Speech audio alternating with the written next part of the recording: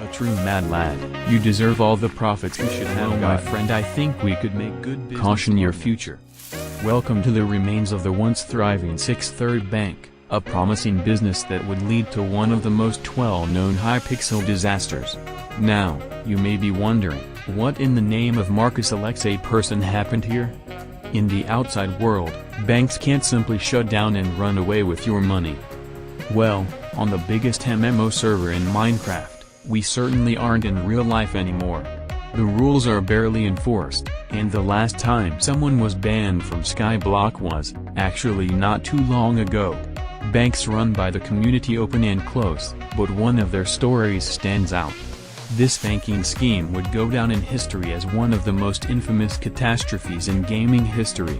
So buckle your seatbelts and sit on a seat. Today's story is the failure of the Sixth Third Bank.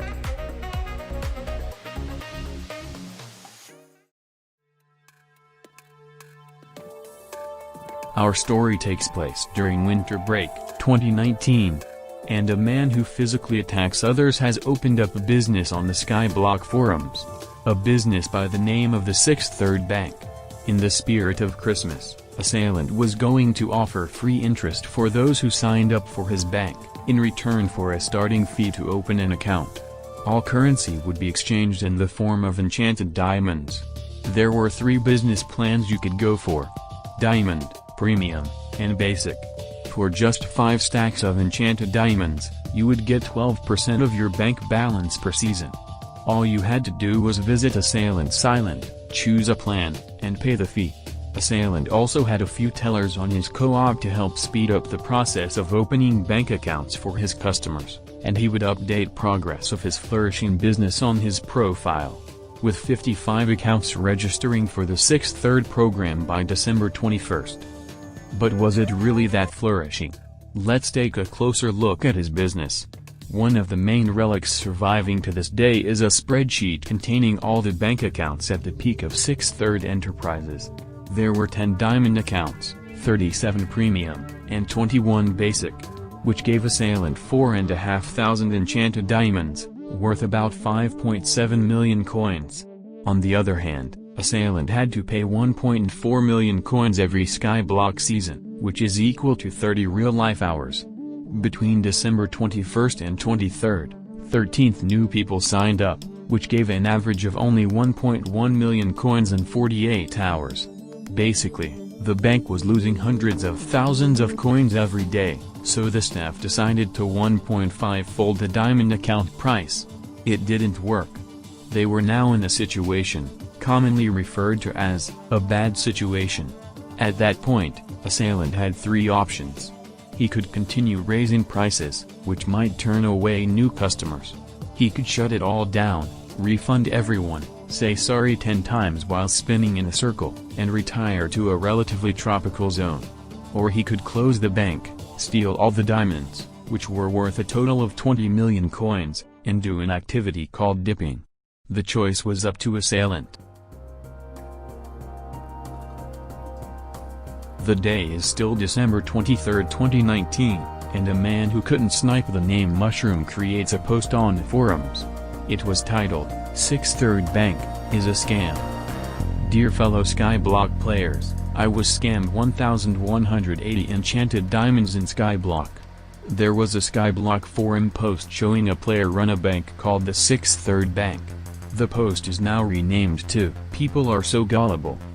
People took notice of the new forum post title, and were starting to panic. Naturally, they went to the bank to withdraw their precious jewelry, but they were met with this. And also this. They began to realize, they had just been scammed. Assailant had chosen the third option. On one side, Assailant gained mad respect from the boys. These victims had just gotten pranked, and it was time to laugh at them.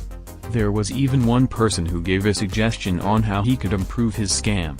On the other hand, there were those who sought to exile him from the observable universe. Excavating, manipulating, and exploiting the pre-existing naivety of the community will get you nowhere. But the real issue wasn't pulling off the bank heist, it was getting away with the money without the other bank staff noticing it.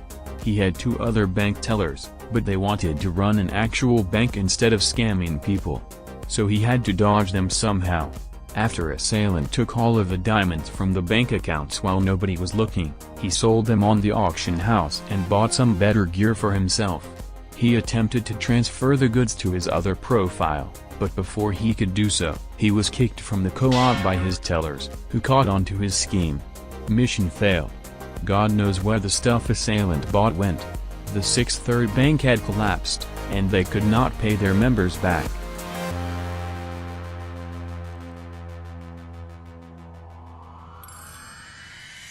Even though assailant had been stopped from getting away with it, the damage had already been done.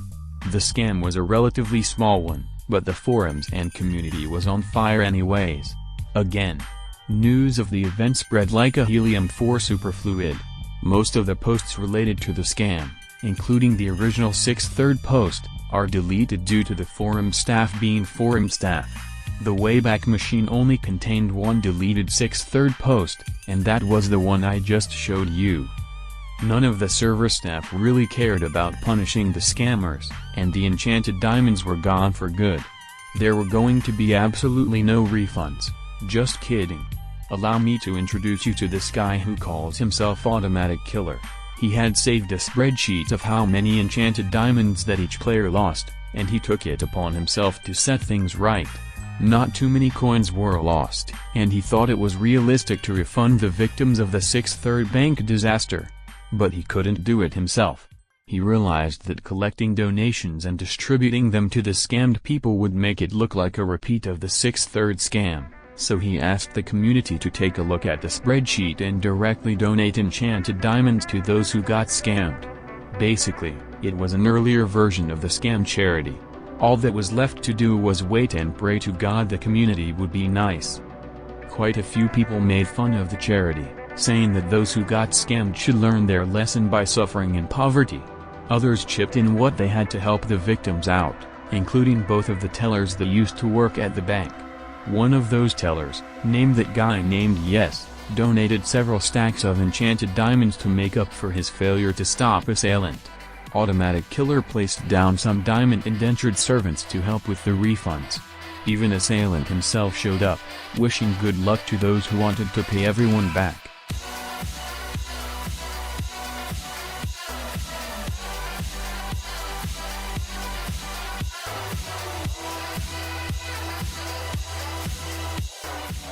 By January 15th, only 8 people left had to be paid.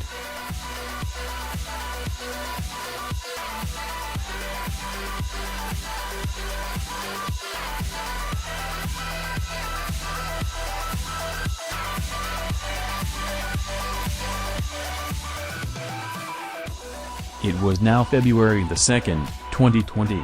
On that day, the squad was congratulated for pulling off the task of refunding about 15 million coins worth of enchanted diamonds to roughly 35 different people. To this day, this remains one of the biggest charity events on Skyblock, and it shows how the community still has some good people left in it. Around half of the scammed people didn't want a refund, and the other half took weeks to get fully refunded. It took this long because a lot of those people were difficult to contact, or logged onto Hypixel very infrequently. Now, let's take a closer look at who exactly was scammed. It would be an understatement to say I was surprised when I saw that Menacing Banana himself was scammed by the 6/3 bank, losing about 140,000 coins.